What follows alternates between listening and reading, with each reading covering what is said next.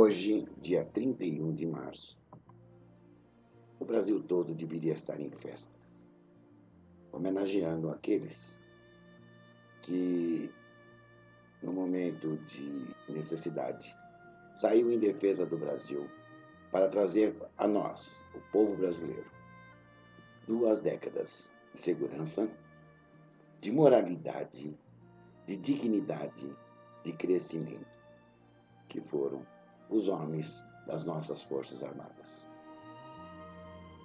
Eu gostaria muito de deixar aqui as minhas homenagens a todos os brasileiros que desde o dia 28 se postaram nas portas dos quartéis e lá permaneceram para demonstrar o clamor e a confiança na retomada dessa dignidade pelas Forças Armadas.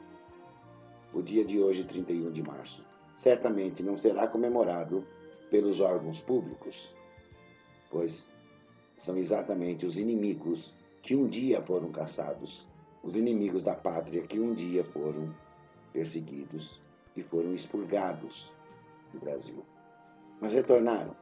E retornaram numa estratégia covarde, sutil, sorrateira, que induziu uma juventude toda brasileira ao engodo, à mentira, uma falsa esperança, vinda deles, através de promessas, de uma liberdade que não pode existir.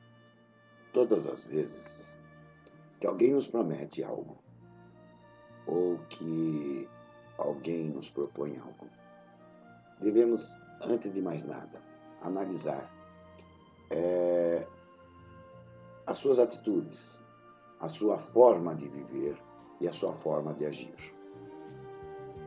Se cada um dos militantes do PT, aqueles que estão ali trabalhando com uma convicção errônea, uma convicção de algo utópico, um sonho apenas. Observem esses que lhes propõem esta vida de igualdade, de liberdade, como vivem. Basta observar um exemplo bem claro.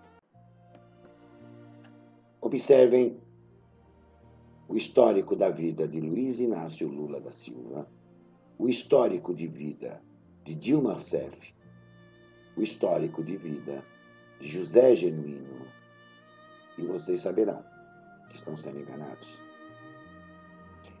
Como pode alguém pregar a igualdade quando, para eles, o que interessa é apenas o dinheiro, o capital? Exatamente aqueles que criticam o capital, que criticam o capitalismo. Mas, por favor, juventude, deixem o fanatismo de lado e observem a vida que esses líderes falsos levam.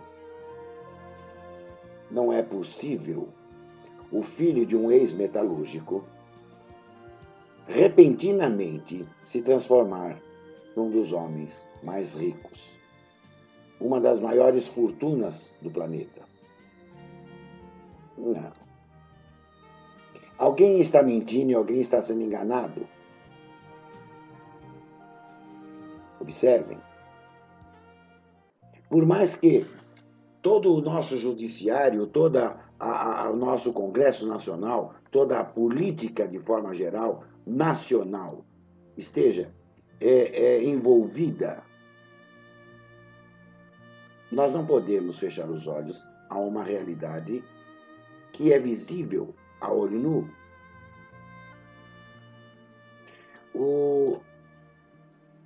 O sistema gramscista que eles adotaram tem por finalidade fazer com que vocês não acreditem no que veem e acreditem naquilo que eles dizem. Mas não há ninguém mais sincero do que os seus próprios olhos. Olhem e vejam. Façam uma análise do período militar em que o Brasil viveu. Analisem determinados pontos. Um governo autoritário não tiraria as armas de uma população? Não faria uma população ficar desarmada? Faria. O governo militar não o fez. Um governo autoritário não tentaria impedir a imprensa de trabalhar? O governo militar não o fez. E tanto não o fez, que é muito fácil pegar jornais da época e ver críticas ao governo, quando a censura que é dita e falada e é tão condenada era uma censura contra o incentivo à pornografia, à libertinagem, às drogas. Muitas músicas foram proibidas, mas eram músicas que tinham insinuações comunistas, que naquele momento, para que o país pudesse voltar aos trilhos, esses comunistas antipatriotas tinham que ser expulsos do país. E assim, expulso também todos aqueles ideais antipatrióticos que eles trouxeram para levar uma nação toda à destruição.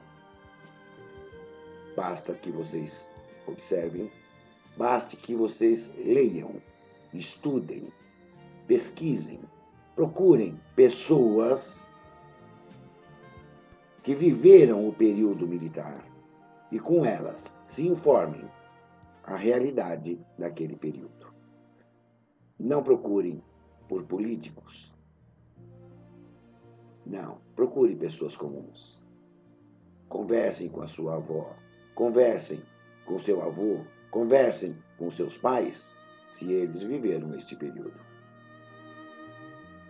Porque certamente a moralidade, a disciplina, a honradez fez parte da nossa história de vida. E digo porque eu passei a minha juventude toda vivendo o regime militar. Entendam. Eu me arrependo muito de um dia ter feito parte de movimentos democráticos.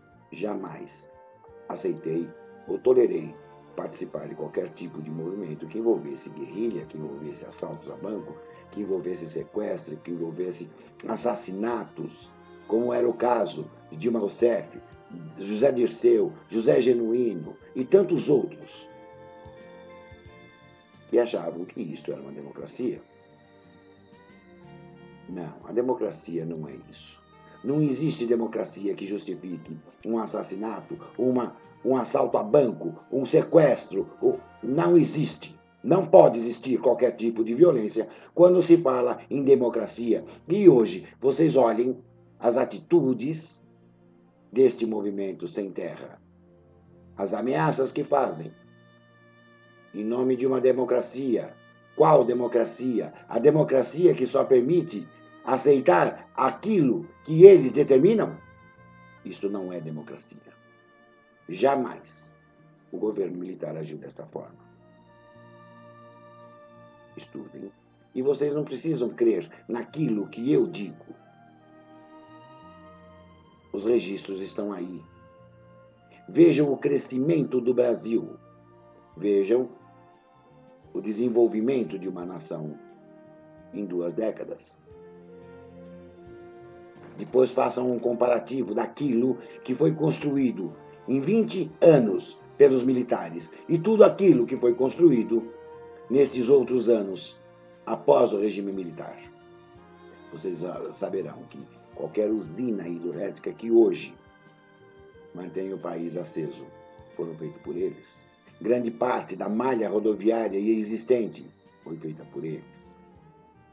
o desenvolvimento da indústria, a qualidade da educação e do respeito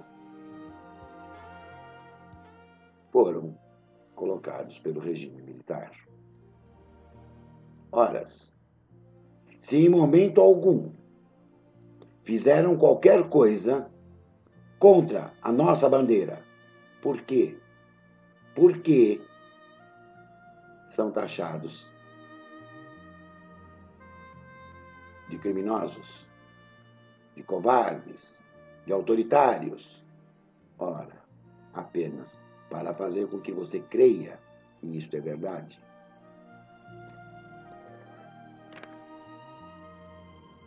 Eu peço à juventude, que são os verdadeiros proprietários desta terra, a vocês caberá receber esta terra com brilho ou obscura através de uma escravidão que o comunismo traz e trouxe em todos os territórios por onde passou. Analisem e vejam. Não existe socialismo democrático, não existe qualquer tipo de socialismo que não tenha como intuito final a escravidão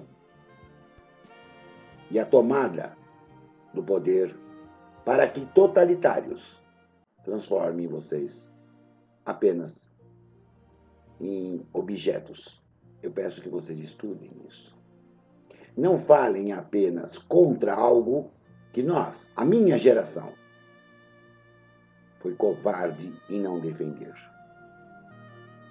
Eu assumo e eu digo que nós, na minha geração, que hoje estão em qualquer recanto deste país, e em especial na política, fomos covardes. Os políticos brasileiros foram covardes em não defender aquilo que, de fato, ergueu a nossa nação.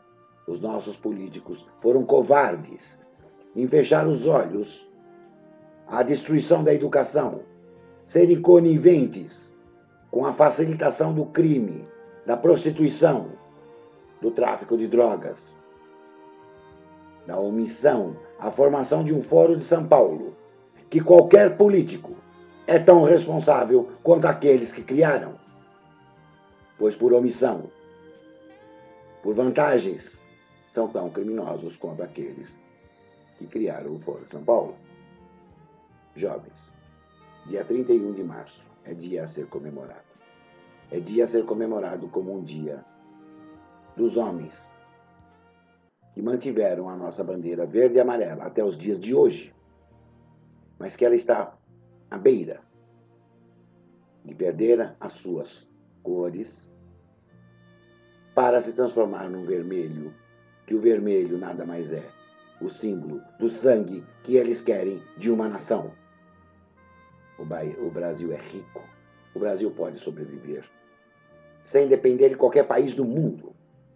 Podemos sustentar o planeta com as nossas terras, com a nossa água. Podemos ser um país rico com os nossos minérios, desde que eles revertidos em benefício da população. Não precisamos desta tal liberdade, não precisamos desta tal igualdade, porque nós somos diferentes, nós somos um povo rico, apenas roubados. E roubados por esses que dizem ser o defensor da classe pobre, só que vivem hoje em seus iates, em suas mansões, em suas fazendas, com o dinheiro extraído do suor e da dor da nossa nação. Eles não estão se importando com as crianças, os idosos e os trabalhadores que estão morrendo à míngua nos hospitais. Eles querem o dinheiro na conta deles. A cada dia que se abre um jornal, mais uma denúncia, mais um desvio de verbas. E nada se faz, porque todo o nosso Congresso Nacional, todos os nossos políticos, quer seja vereadores, deputados estaduais, deputados federais ou senadores, governadores, prefeitos, em troca de vantagens, fecham os olhos para esta realidade cruel. Não temos mais políticos para defender a nossa nação. Precisamos pedir socorro, e o nosso socorro só é as Forças Armadas. Precisamos fechar esse Congresso Nacional, precisamos fechar tudo e reabrir de uma forma patriótica, de uma forma decente, de uma forma honesta, de uma forma digna, de uma forma democrática. E democrática realmente. Não esta mentira que vivemos. Povo brasileiro. Contem a verdade à juventude. Não queiram ser heróis de algo que não fizeram e que não ocorreu. Cantores, artistas de televisão, se beneficiaram com a vitimização, se fazendo de vítimas como heróis que jamais foram.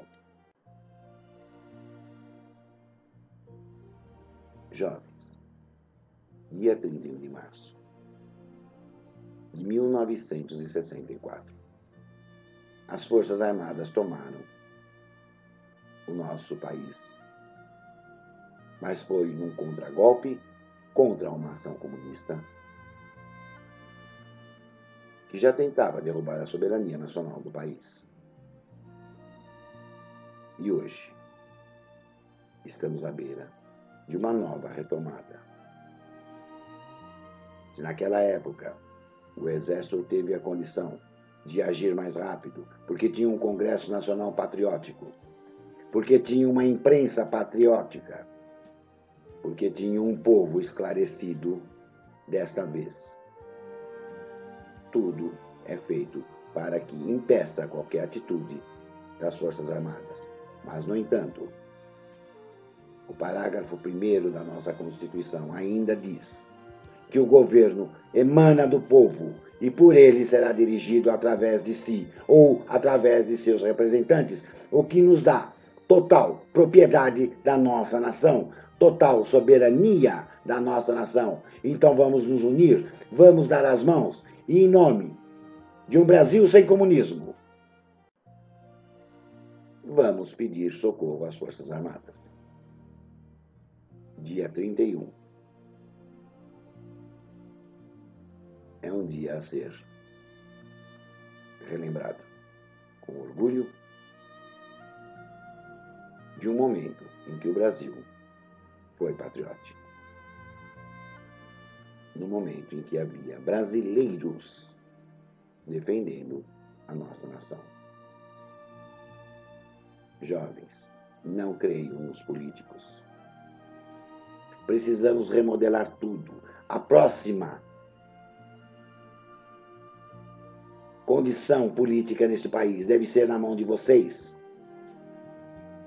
Vamos pôr um fim a todos esses partidos que são coligados, aliados ou omissos ao Foro de São Paulo. Que isto não é uma organização patriótica.